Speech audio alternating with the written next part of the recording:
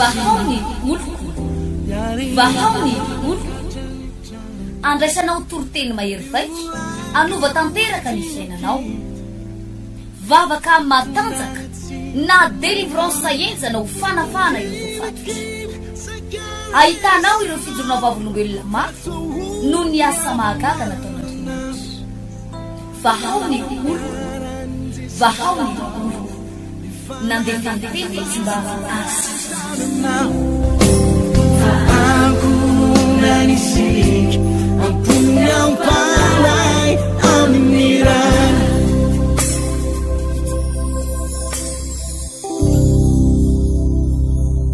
avana malala ao amin'ny tompo ampitombona ao amintsika trany eny ny fahasoavan'Andriamanitra ray sy Jesosy Kristy tompo manonona ny fiadanan'Andriamanitra feno atsika mianakavy ato anatiny tokantrano ity zay mampandroso ny tenanay amin'izao maraina na hariva zay afanao mandre ny fandarana eto amin'ity fahitalavitra naonjapeo mazava ihany koa moa zany fa mandeha ity fandarana ity ao anatin'ny reny réseaux sociaux reny ny page Facebook ny hoe pasteur Hertina Randriary Malala Davidson zay ny page Facebook mampandeha izy ity na ny hoe pasteur Tovinarivo no izarana ho antsika ty ivelany ampitan-dranomasina ty amin'ny faritra aty ihany koa izany mialohan'ny anambarana ny afatr'Andriamanitra eto dia manasanao ny tenako iaraka isy vavaka raha eo misaotra anao indrindra amin'ny anaran'i Jesosy manana indray ty fotoana lehibe sy mahafinaritra ty zay azahoanay mianatra ny teninao mianatra ny amin'ny sitraponao mangataka ny taridalany fanainao masina hamangy an'ireto vahoaka ireto hamangy an'ireto olona ireto ity fianakavianana ity angonana ity ary raha toka misy ny tsy salama dia ndiakapoka taminao ny manasitrana reo olona sarotsaromana zavatra sarotsaromana asana devoly potehiko ireo asan'ny devoly reo miala amin'ny olona io amin'ny anaran'i Jesosy Kristy amin'ny anara-maheran'i Jesosy Kristy mijaly satana amin'ny anaran'i Jesosy mijaly ny herim-maizina rehetra amin'ny anaran'i Jesosy ho anao matsiaro misy ohatran'ny mararirary eo amin'ny ilakibonao misy ady ohatran'ny mandehandeha mamaly any amin'ny lamosinao any metro tanana fa hivavaka ao anao ary hialy io ao anatin'ity vavaka ity amin'ny anaran'i Jesosy mandidy an'ireo fanaratsy ireo ivoaka mandidy an'ireo fanamaloto ireo ahiala ifanamandendeha amin'ny kibo mamaly any amin'ny lamosina miakatra manetsitsentsina ny vavony io potehiko saravako amin'ny anaran'i Jesosy amin'ny anara-maheran'i Jesosy amin'ny anara-maheran'i Jesosy amin'ny anaran'i Jesosy Kristy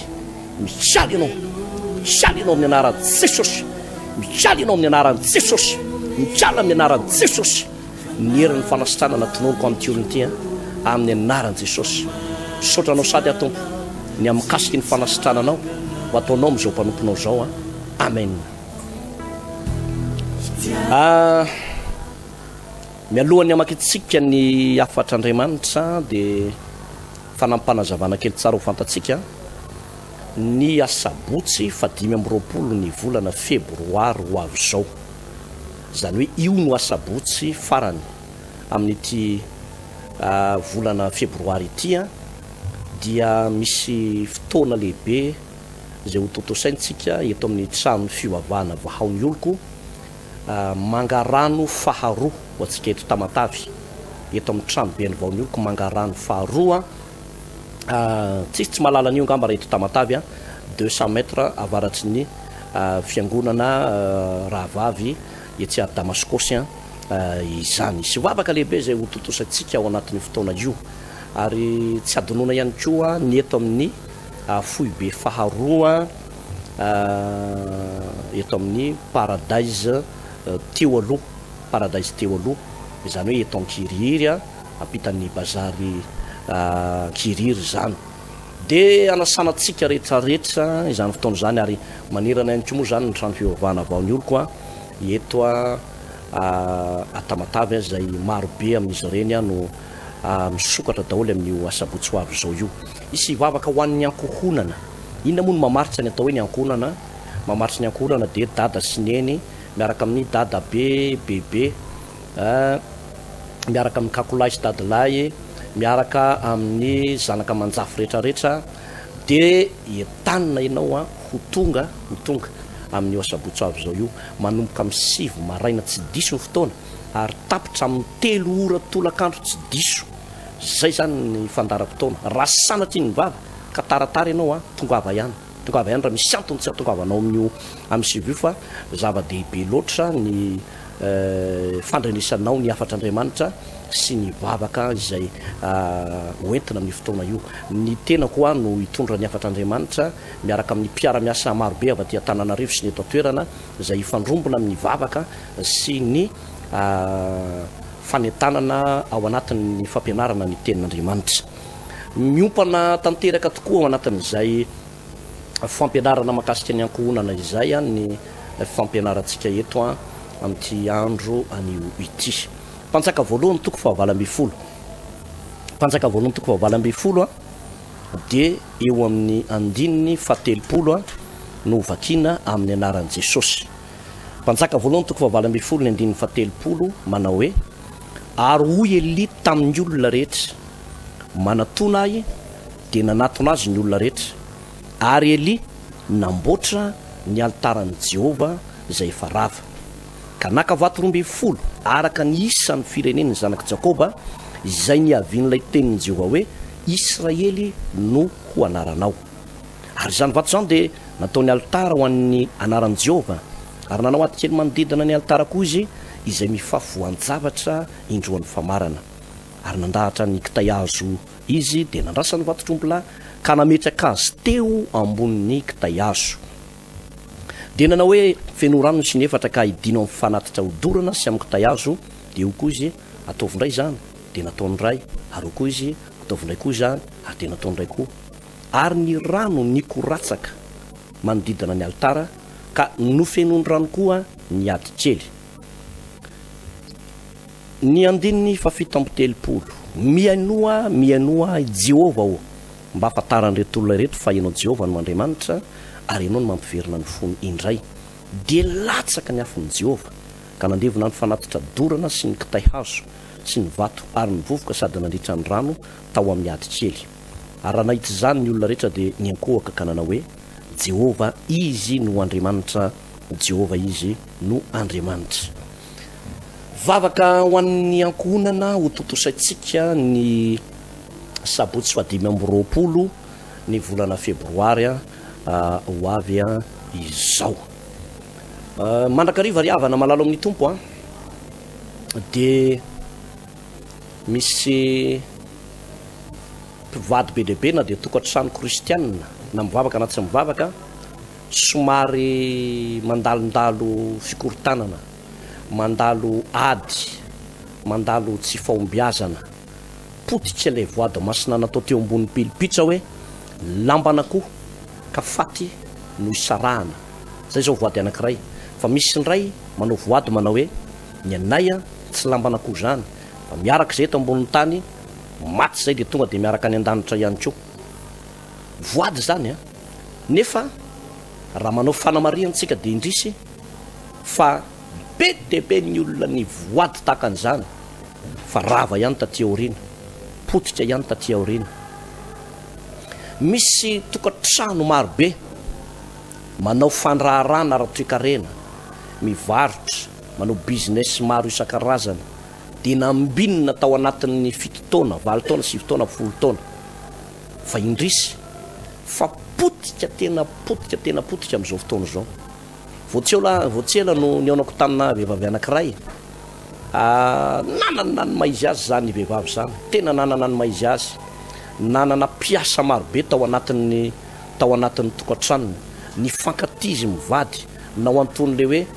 resaka collecteur itony zany ny asa natao zany hoe mpanangom-bokatra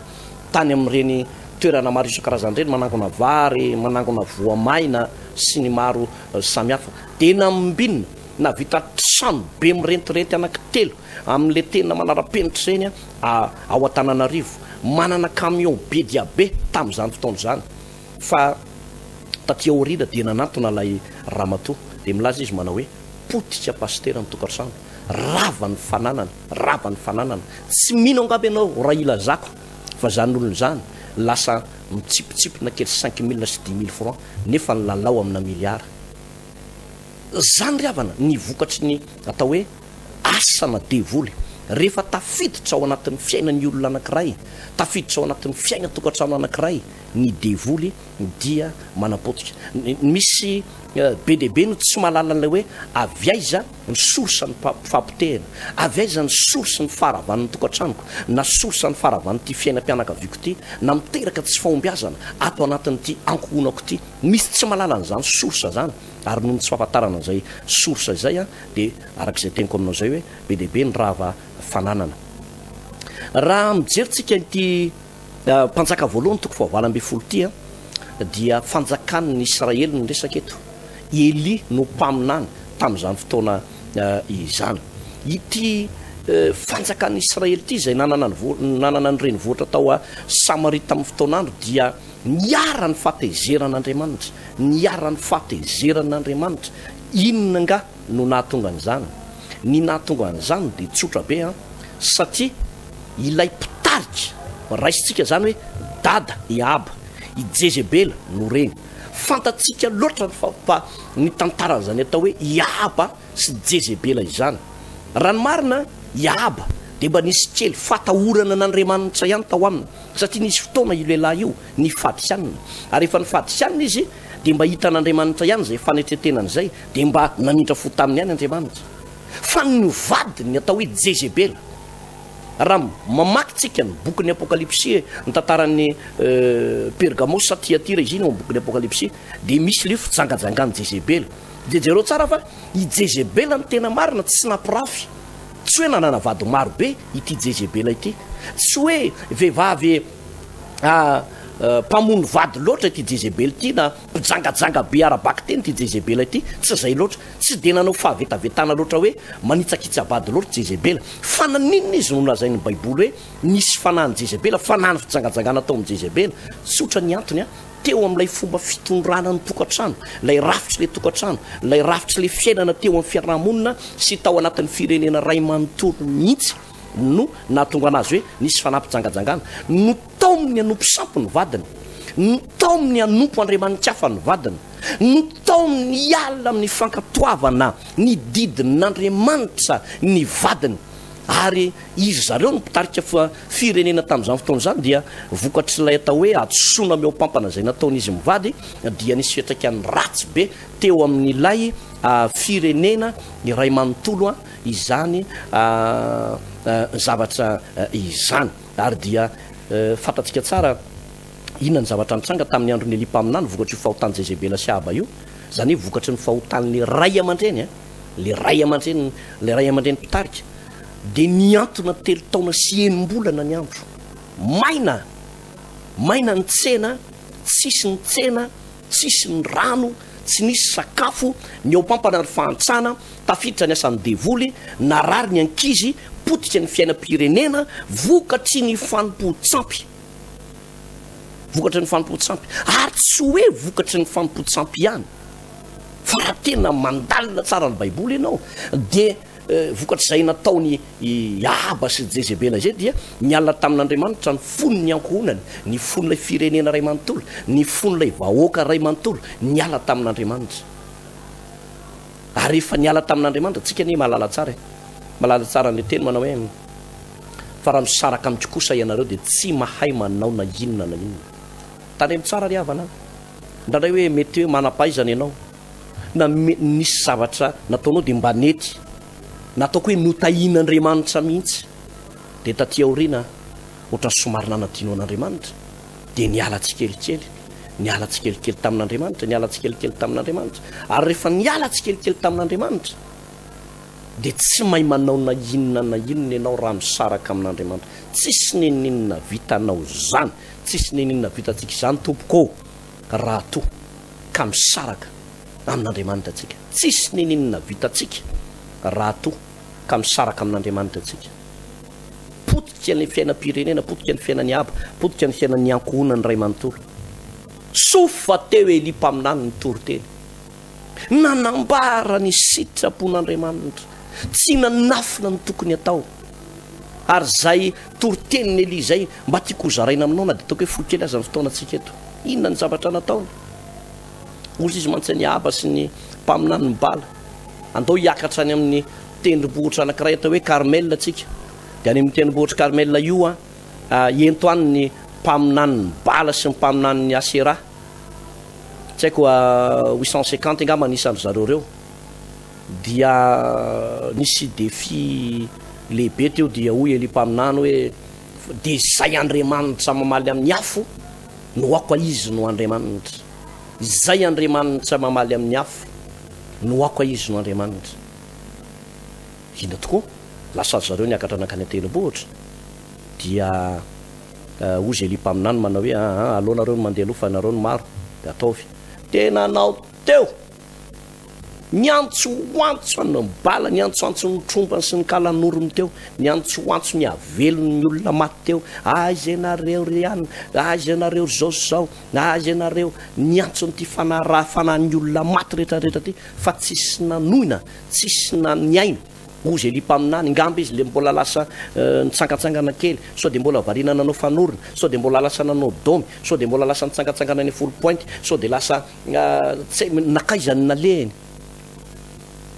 Antso ihany izy fa Andriamanitra antso fa ndreo de mamaly ihany kanto tsy namaly. Satria tsy Andriamanitra ny vato amakaso, satria tsy Andriamanitra ny tromba, satria tsy Andriamanitra ny fampotsampy, satria tsy Andriamanitra ivody azo zay tompona io, satria tsy Andriamanitra ireo zazavavin-drano ao anatin'ny ranomasin'ireo, satria tsy Andriamanitra io Andriamanitra ivavahany olona eo amin'ny doany io, fa ray no Andriamanitra de Jehovah Andriamanitra paralanitra sy ny tany. Rehefa tsy nisy afo latsaka de hoy Eli mpaminany manatona aty anaovako azy. Avy manatona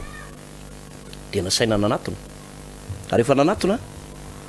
inona ny fietsika voalohany nataony Eli mpaminany ry havana zay tokony ataontsika. Eli mpaminany tsy avy hatrany de niteny manao hoe arotsay ny afo Andriamanitra, arotsay ny afo, aoka irotsaka ny afo, aoka irotsaka ny afo. Tsisy ny afo nirotsaka teo raha izay foana ny vavaka nataony teo. Arotsay ny afo. Fa ny zavatra voalohany nataony Eli de nanamboatra ny altara zay farava ka naka ny vato 12 araka nisan'ny fireneny zanaka Jakoba zay niavian'ilay teniny avy amin'ny Jehovah hoe Israely no anaranao. Namboarina aloha ilay altara efarava. Inona moa ny hevitra zany teny zany? Ny altara ny rano marina de toerana nisehoan'Andriamanitra, nisehoan'Andriamanitra tamin'ireo mpaminany lehibe takandry Abraham, Isaka, Jakoba, i Davida sy ireo mpaminany mpanompon'Andriamanitra ao anatin'ny baiboly. Eli mpaminany reo olona nisehoan'Andriamanitra de nanangana altara. Ary rehefa nanangana altara izy de nanao fanatitra teo ambonin'io altara io. Nisy fanatitra natao teo ambonin'ilay altara. Zany hoe ny altara sy ny fanatitra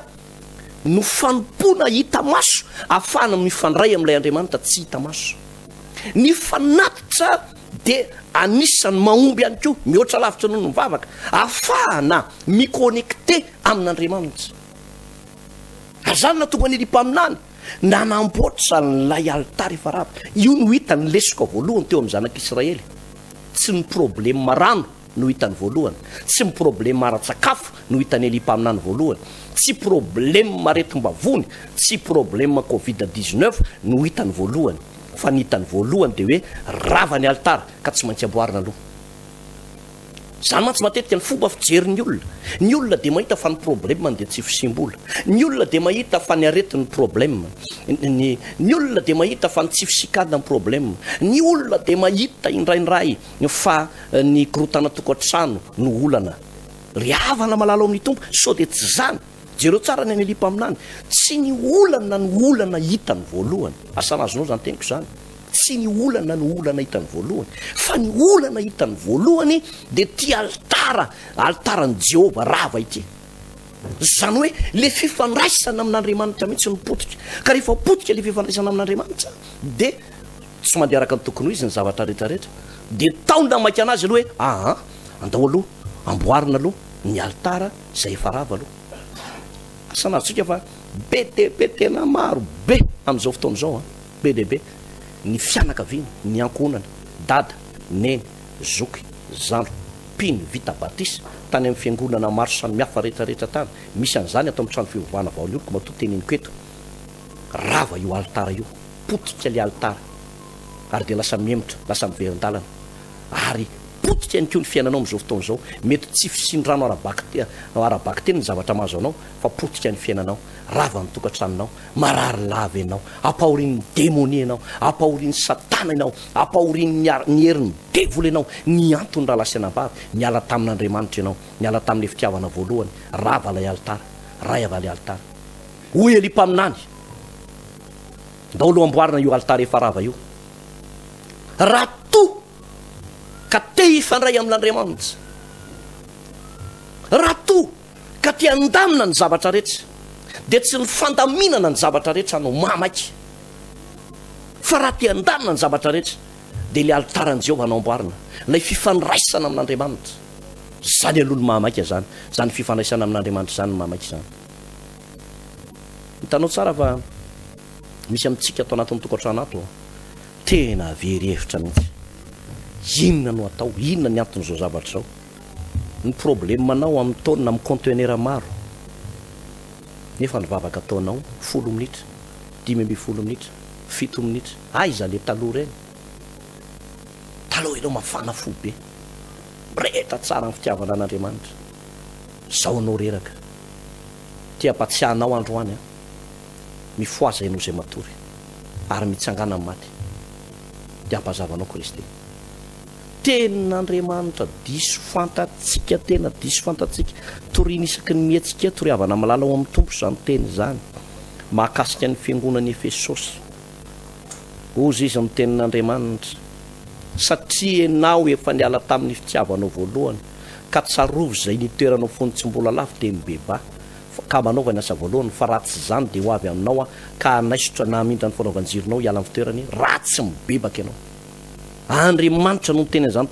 zany hoe raha misy mpanompon'Andriamanitra anankiray ka manomboka ohatra ny ala tamin'ny fitiavana voalohany io nefa ohatra ny tsy taitra akory a dia hoe soron'Andriamanitra ny fanaovanjiro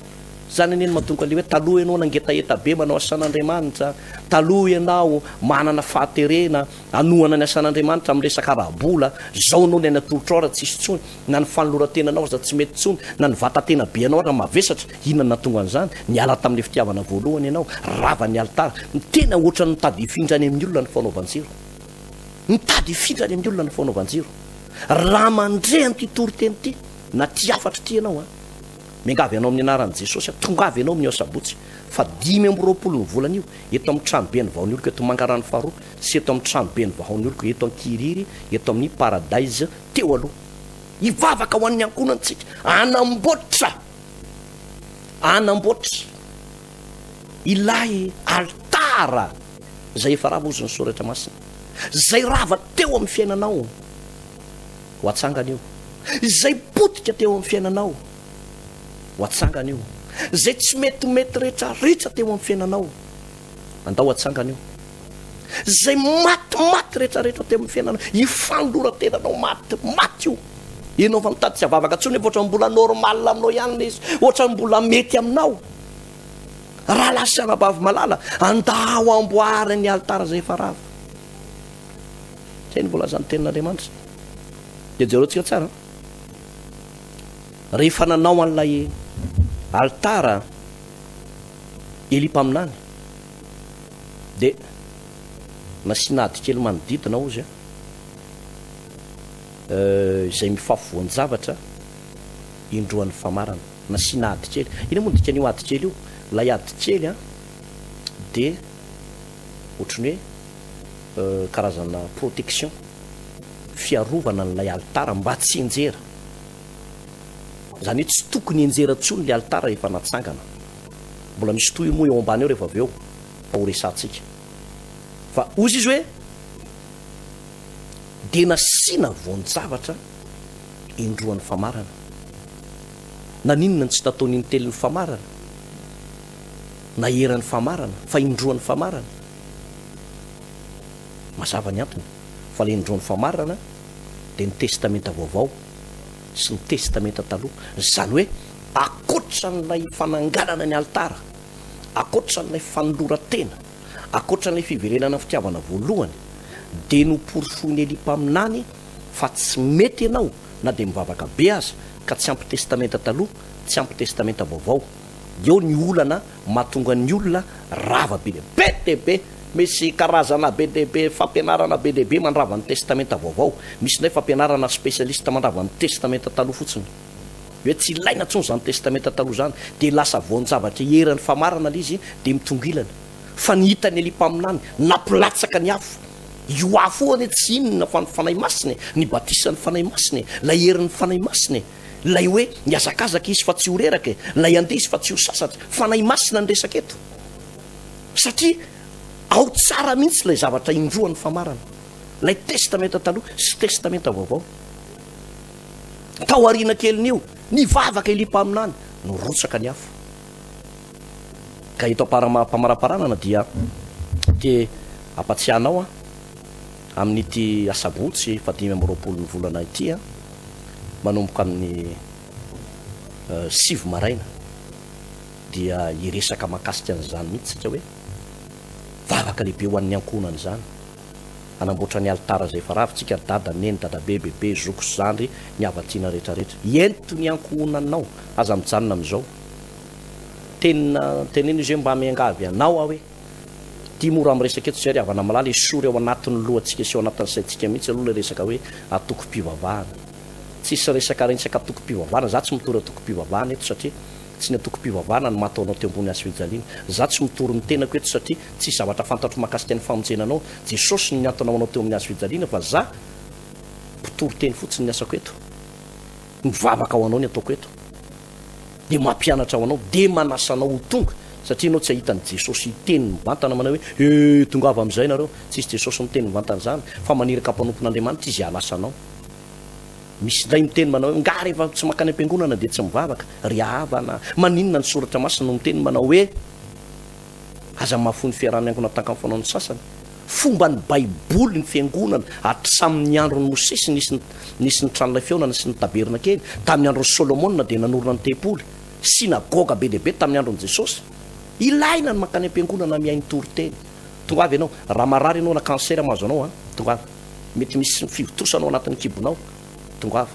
potika tanteraka ny fiarikarena fidiram-bola ny asa mandrara manetananao ao tonga manana anjarany am'izany ianao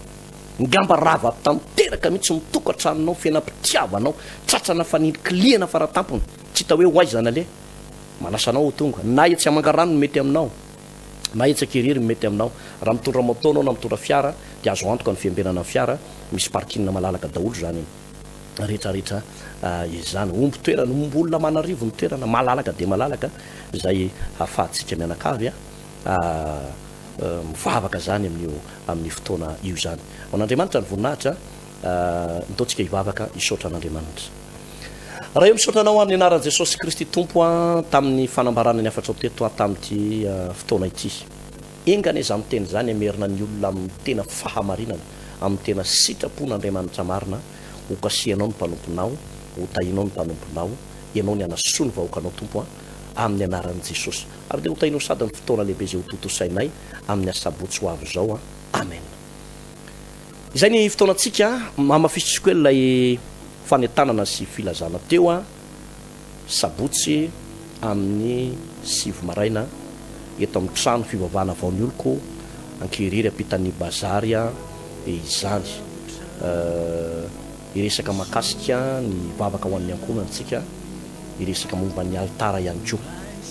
atia mangarano faharoa azonao tao koa ny tongoany tafiditra somatsarany ny tuktuk na ny posy fa mba vita ihany ny lalana iny zany fa mba lezana ny totorana ihany aloha zany iny toerana iny fa tsy misy an'le rano be le manao an'izao rentsony fa mba vita tsara ihany ny lalana iny tonga ny moto tsara ny fiara ny tuktuk ny